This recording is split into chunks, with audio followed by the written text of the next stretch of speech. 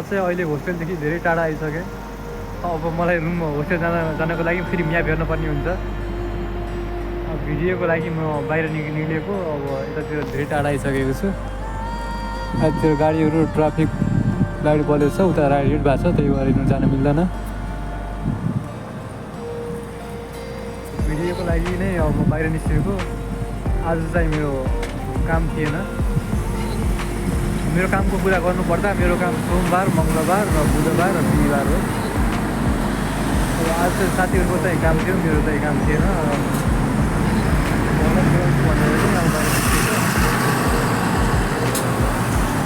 क्यामेराको अगाडि पढ्यो भने अब के बोल्छु भनेर सोचेर आइएको हुन्छ। फर्स्ट टाइम ट्राई गर्दाको केही बोल्छु रहेछ। म चाहिँ जापान नआउँदै के सोच्थेँ भनेपछि अब जापान जान्छु, 2टा काम गर्छु, 3टा काम गर्छु, पैसा धेरै कमाउँछु, भ्यान ग्यास हान्छु, यस्तो गर्छु त्यो गर्छु भन्ने सोचले आएको। अब म चाहिँ ट्याक्कै उल्टो भइरहेको छ।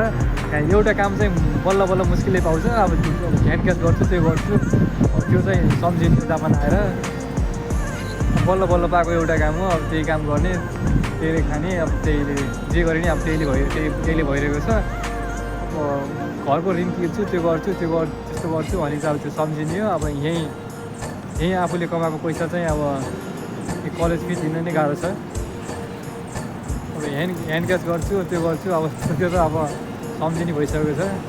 कामै नै पाउँदैन। अब अप्रिल इन्टेकमा यति धेरै विद्यार्थी आयो कि अब यो इन्टेकले गर्दा, अप्रिल इन्टेकले गर्दाखेरि यहाँ टोकियो एरियामा चाहिँ काम चाहिँ कहीँ पाउँदैन। त्यही पहिला एमोतो भन्ने ठाउँ पाउँथ्यो। अब त्यही नै एमोतो पुरै फुल प्याक भइसकेको छ। अब काम त अब धेरै नै गाह्रो भइसकेको छ। अब आउने जुलाई इन्टेकलाई चाहिँ अब अप्रिल इन्टेकलाई भन्दा नि धेरै गाह्रो हुनेवाला छ। जसको कोही आफ्नो मान्छे दिदीदाइ हुनुहुन्छ भने चाहिँ उनीहरूलाई चाहिँ सजिलो हुनेवाला छ।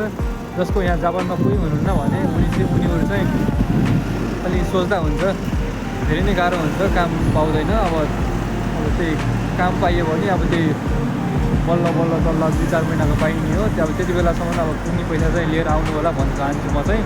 मेरो चाहिँ जापानमा मामा हुनुहुन्थ्यो र मेरो दादाको साथी हुनुहुन्थ्यो। यस कारणले मैले सजिलैसँग काम पाएँ।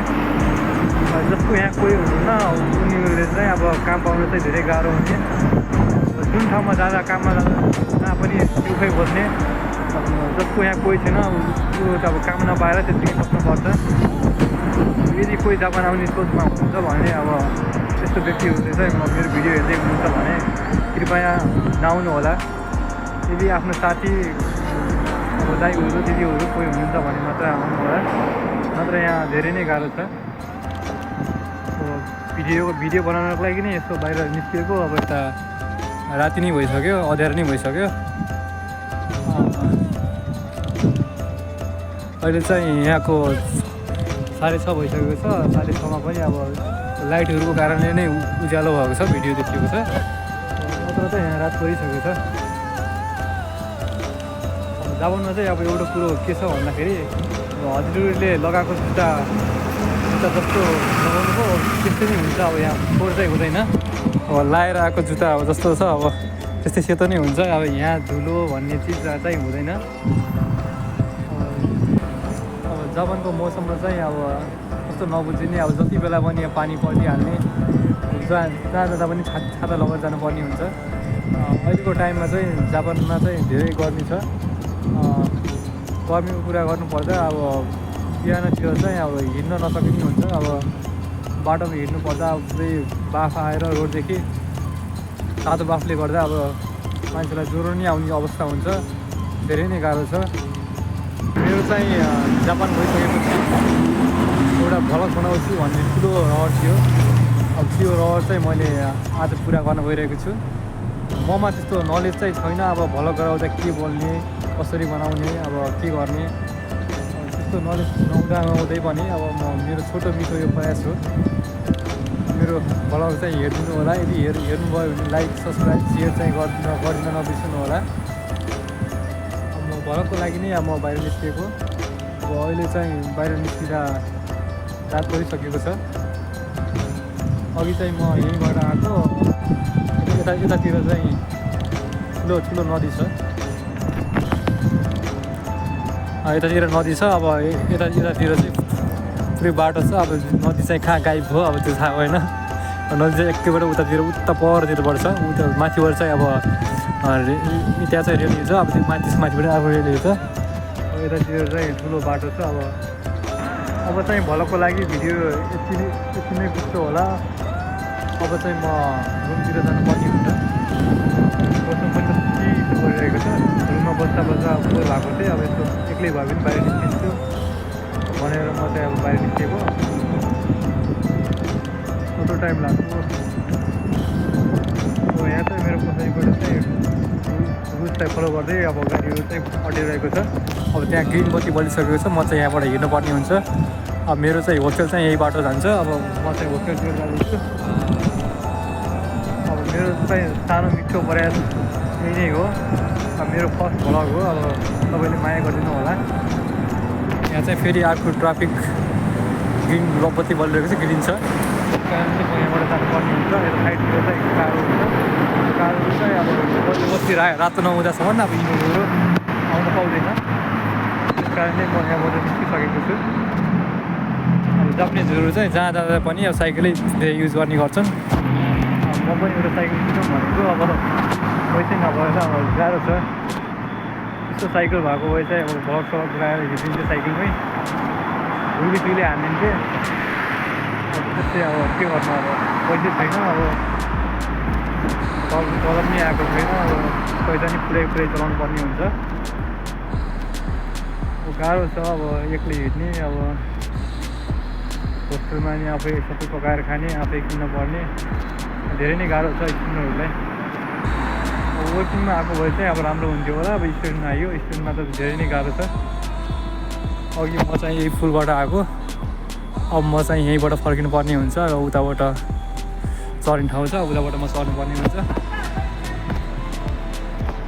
यता जापानमा पनि अब सबै मान्छेहरू एउटै नहुँदो रहेछ। अब जापानीहरू सब सुन्नुपर्छ। अब जापानमा धेरै मान्छेहरू अब जापानको मान्छेहरू राम्रो छन्, यस्तो छन् उस्तो छन् भन्छन्। तर सबै चाहिँ हुँदैन। अब सबै मान्छे राम्रो भन्ने चाहिँ हुँदैन होइन त। अब खतम मान्छे पनि हुँदो रहेछ भन्ने चाहिँ अब मेरो एक्सपिरियन्सले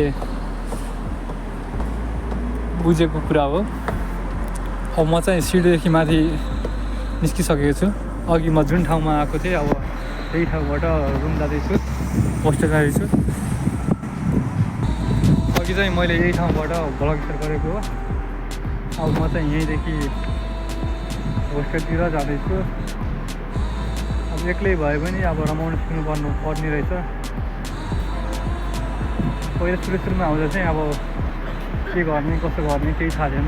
न बाटो थाहा थियो, राम्रोसँग म्याप चलाउन आउँदैन थियो। ट्रेनमा कसरी चढ्ने के गर्ने धेरै नै गाह्रो भयो।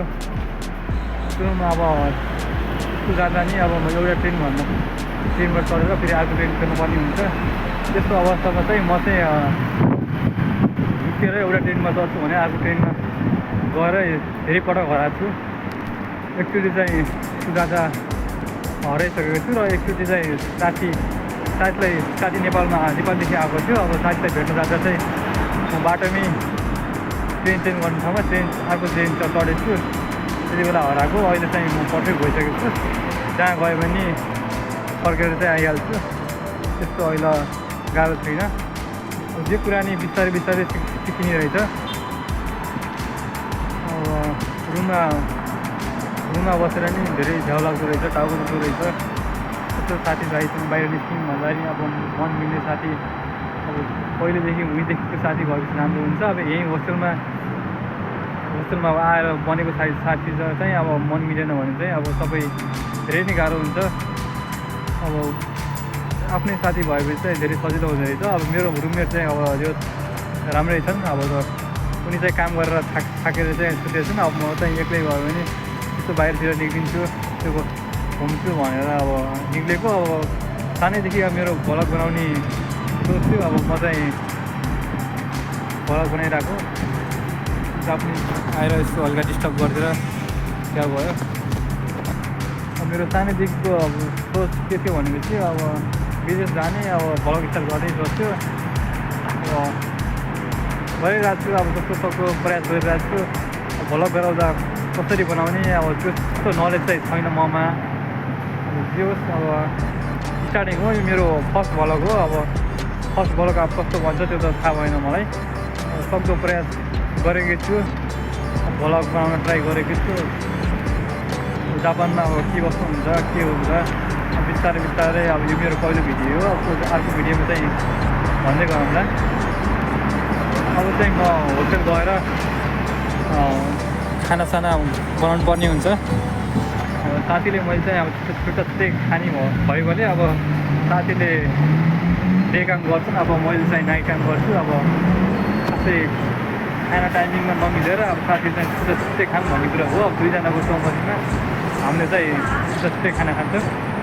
साथीले पकाइसकेको होला नि, अब म चाहिँ आफै गएर पकाएर खाइदिने हो मासु भात।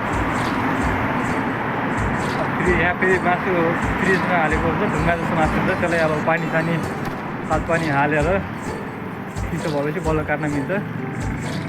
जाने हो, काट्ने हो, मासु भात खाने हो, सुत्ने हो। अब यहाँ चाहिँ अब पुरो शनिबार र आइतबार 2 दिन बिदा हुन्छ। आज शनिबार थियो, अब आइतबार हो, भोलि आइतबार हो। अब भोलि पनि बिदा छ। भोलि यस्तो कपडा धुने हो, कपडा धोएर नुहाउने हो। अब फेरि पर्सि सोमबारबाट बिहिबारसम्म काम भइहाल्छ मेरो। नाइट काम हो, अब धेरै गाह्रो हुन्छ। अब साथीहरू चाहिँ अब डे गर्छन्, अब म चाहिँ नाइट हो। अब मेरो चाहिँ होस्टेल आउन लागिसकेको छ, म चाहिँ नजिकै छु। अब होस्टेल जाने हो, खानासाना बनाउने, खाने, सुत्ने, अनि होमवर्क छ, होमवर्क गर्ने गाह्रो छ। अब एकछिन गएर भिडियो एडिट गर्नु पर्ला। ल त गाइस, आजलाई यति, मेरो यही भिडियो इन गर्छु। कृपया मेरो भिडियो कसैले हेर्दै हुनुहुन्छ भने लाइक, सब्सक्राइब अनि सेयर गरिदिनु होला। क्लिक द बेल आइकन। मेरो होस्टेल चाहिँ आइसकेको छ। मेरो होस्टेल चाहिँ त्यहीँनिर हो। अहिले चाहिँ धेरै रात परिसकेको छ। गाडी आएको छ, गाडी आएको म जान नमिल्ने हुन्छ।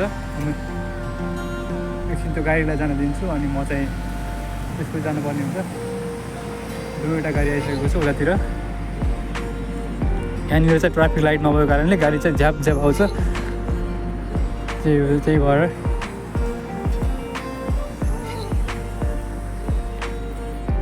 यो चाहिँ मेरो होस्टेल हो। अब म चाहिँ होस्टेलको भित्र जानु लाग्छु।